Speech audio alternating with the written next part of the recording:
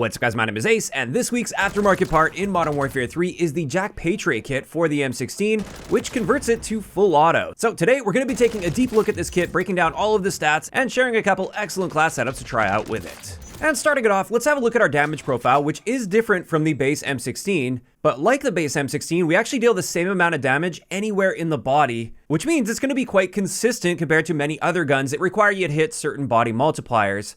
But with this, it is going to be a 5 to 7 shot kill to the body, depending on the range. And then when it comes to headshots, generally speaking, within the majority of gunfights at close to mid-range, headshots just aren't going to be worth going for, because up close, for instance, you have to land 3 headshots mixed in with a body shot in order to get a 4-shot kill. And you'll see why this is generally not going to be a great idea to aim for when we look at the recoil of this gun. So in my opinion at least, you're best off just aiming for the body with this gun. After that, let's get into our rate of fire value, and I just want to point out the advanced stats are just completely wrong when it comes to this. Our actual rate of fire with this is 802 rounds per minute, and like I said at the beginning, this is full auto, not burst. And what this means for our time to kill potential is with a 5-shot kill, we're killing in 299 milliseconds, which is a little better than average for assault rifles. It's not a bad time to kill by any means, but I also wouldn't call it like an exceptional standout time to kill. It's just pretty good. And then it is worth noting at longer ranges, it does spike all the way up to 449 milliseconds, which is not a very good time to kill, even at range.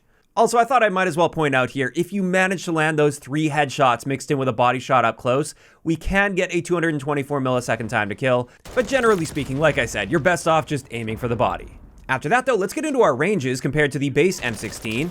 And as we can see here, our 5-shot kill potential extends out to just under 40 meters, which is a very solid range value, and then our 6-shot kill potential will extend out to about 51 meters. Beyond that, it is going to be a 7-shot kill with quite a slow time to kill value, so you definitely want to keep yourself at least within 50 meters or so with this gun, more often than not.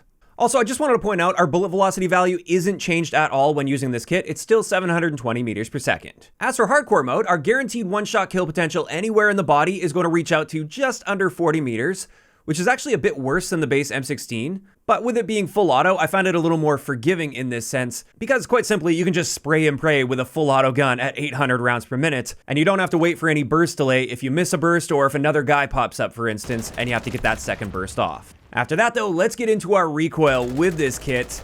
And as you can see here, this kit's got a ton of recoil. It's got a really strong pull to the left, and also quite a high magnitude of vertical recoil, so there's a lot going on there, but at the very least, a positive thing I'll say here is it's very consistent. It kicks basically in a nice diagonal line, upward and to the left.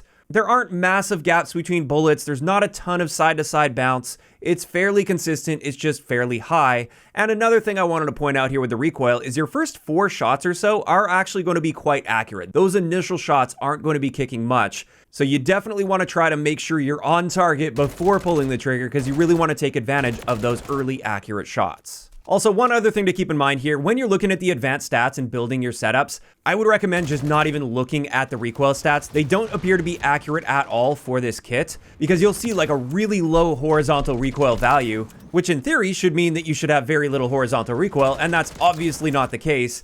And therefore, you still want to stack really heavy toward horizontal recoil if you're trying to create a really accurate build, despite the fact that it's showing in the advanced stats that you have essentially no horizontal recoil. And that right there wraps it up for all of the important changes that took place with this kit. You might be wondering about handling and mobility. None of that was changed from the base M16, so it's got just pretty standard handling and mobility for an assault rifle in this game. There's nothing really to mention there. Same thing with our hipfire spread. While we technically hurt our maximum hipfire spread slightly while using this kit, it's literally a 1% difference, not worth making an entire graphic for or anything. It's just going to be very, very slightly worse with maximum hipfire spread.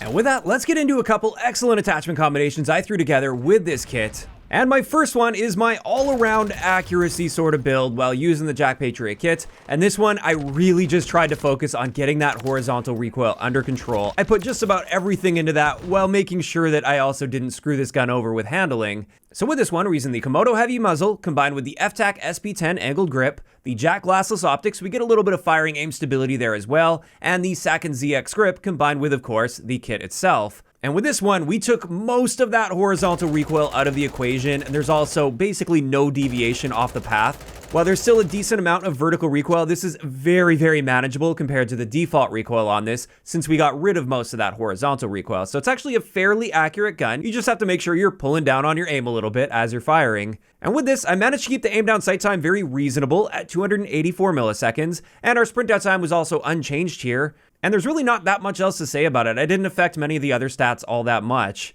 And I just found this is a really good all-around way to use this, where the recoil is nicely under control. And I definitely recommend giving something like this a shot. I do want to mention, if you want to go for a more accurate build, you could technically use the JAK BFB muzzle. I played around with it a little bit to see how it would feel, but honestly, I don't think it's necessary if you're using the Komodo heavy muzzle. And when possible, I do like avoiding showing up on the enemy's radar as a giant arrow that lingers for a longer period of time.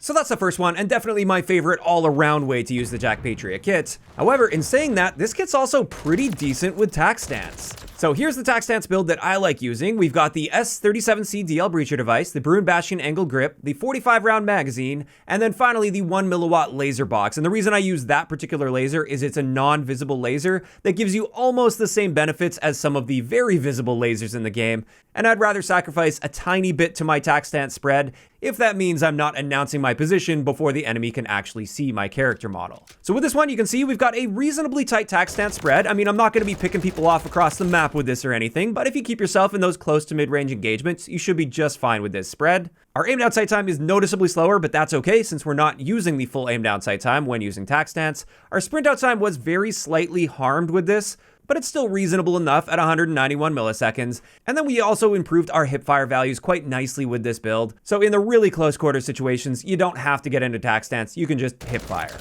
So there we go, that's gonna wrap it up for the breakdown of the JAK Patriot Kit, as well as a couple excellent class setups for you guys to try out. Now I just wanted to share my thoughts on this kit overall. And I've got to say, I like this kit. I think it's just a nice middle of the road. It's not one of those kits that's suddenly like top tier meta or anything. It definitely has some very balanced trade-offs. You're not getting a ridiculously fast time to kill, but you're getting a very solid time to kill. Your recoil is very high, but consistent, and you can get that under control with attachments. And therefore, my final thought on this is essentially that it's just a nice, middle-of-the-road, decent way to use the M16, and a solid addition to the game that I don't think is either overpowered or underpowered. It's right in that Goldilocks zone, and I just think it fits in really nicely. I don't think we need to see any adjustments to this, whether that's buffs or nerfs.